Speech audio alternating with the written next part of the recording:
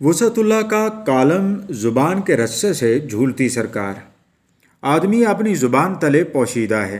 حضرت علی سے منسوب یہ قول ہم سب نے سنا ہے، اور یہ بھی سنا ہوگا کہ زبان کا گھاؤ تلوار کے گھاؤ سے زیادہ گہرا ہوتا ہے، اور یہ بھی سنا ہوگا کہ پہلے تولو پھر بولو، اور یہ بھی سنا ہوگا کہ جو تم آج کہو گے وہ کل لوٹ کر تمہاری طرف آئے گا، اور یہ بھی سنا ہوگا کہ لوگوں سے احسن طریقے سے بات کرو، اور یہ بھی سنا ہوگا کہ لفظ ایک منہ زور گھوڑا ہے، لگام ڈھیلی ہوئی نہیں اور تم منہ کے بل گرے نہیں، اور یہ بھی سنا ہوگا کہ خاموشی عالم کا زیور اور جاہل کا پردہ ہے، اور یہ بھی سنا ہوگا کہ خاموشی گفتگو کی مرشد ہے۔ آپ میں سے بہت سوں نے شاید مرحوم عرفان خان کی ہندی فلم مقبول دیکھی ہو۔ اس فلم کا مرکزی خیال شیکسپیئر کے ڈرامے میکبتھ سے لیا گیا ہے۔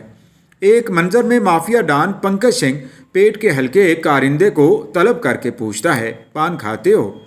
سہما ہوا کارندہ نفی میں سر ہلاتا ہے۔ پنکج سنگھ اس کی گردن میں ہاتھ ڈال کر منہ کھول کر ایک گلوری ٹھونستے ہوئے کہتا ہے، میاں پان کھایا کرو، منہ بند رہتا ہے۔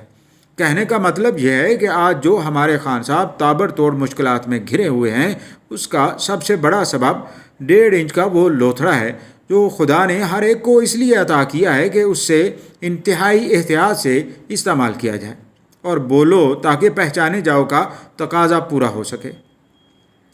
بولنا تو سب جانتے ہیں، مگر کب نہیں بولنا اور کتنا بولنا ہے، اسے آپ آرٹ کہیں یا سائنس، لیکن یہ ایسا وصف ہے جسے سنبھالنے کے لیے مسلسل ریاض اور خود آگہی درکار ہے، اور جو خود کو عام کے بجائے خاص سمجھتے ہیں اور جن کی روزی روٹی ہی عوامی زندگی سے جڑی ہوئی ہو، ان پر تو لازم ہے کہ زبان کی حفاظت اپنے سے بھی زیادہ کریں۔ ایک جملہ، بس ایک جملہ انسان کو اچھے بھلے مسخرے میں بدلنے اور اس کے اگلے پچھلے تمام سنجیدہ جملوں کو بلیک کامیڈی میں رنگنے کے لیے کافی ہے۔ آپ بعد میں بھلے ہر ایک کو پکڑ پکڑ کر بتاتے رہیں کہ بھائی صاحب میرا یہ مطلب نہیں وہ مطلب تھا، یا میری بات کو میڈیا نے توڑ مروڑ کے پیش کیا، یا آپ نے میرا یہ جملہ سیاق و سباق سے ہٹ کر پکڑ لیا، پر وہ جو کہتے ہیں کہ لبوں سے نکلی بات اور کمان سے نکلا تیر واپس نہیں ہوتے۔ بھٹو صاحب وضاحتیں کرتے کرتے چلے گئے کہ ادھر تم ادھر ہم کا نعرہ انہوں نے نہیں لگایا، اور پوری بات کو سیاق و سباق سے ہٹ کے ان سے منسوب کیا گیا تھا، مگر یہ فقرہ آج بھی ان کے ساتھ چپکا ہوا ہے۔ ضیاء الحق نے بس یہ کہا تھا کہ آئین 12 صفوں کی کتاب ہے، میں جب چاہے اسے پھاڑ سکتا ہوں۔ آج جب بھی ضیاء کا نام آتا ہے تو یہ فقرہ بھی کانوں میں گونجنے لگتا ہے۔ پرویز مشرف نے تو یہی کہا تھا کہ خواتین غیر ملکی شہریت کے لیے بھی ریپ کروا لیتی ہیں۔ یہ فقرہ تاریخ کا حصہ بن گیا، مگر ضیاء اور مشرف نے کبھی بھی اپنی رائے پر افسوس کا اظہار نہیں کیا، کیونکہ آمر تو آمر ہوتا ہے۔ تازہ ترین واقعہ سندھ کے وزیر ثقافت سردار شاہ کا ہے۔ ایک تقریب میں شاہ عبداللطیف بھٹائی کی عظمت بیان کرتے ہوئے انہوں نے جو بات کہی، اس کا بنیادی مفہوم یہ تھا کہ بھٹائی ایک معمولی خاندان کے چشم و چراغ تھے، ایک عام سے مولوی کے بیٹے، کیا اوقات تھی اس کی، مگر اس نے سندھی سماج کی سوچ بدل دی۔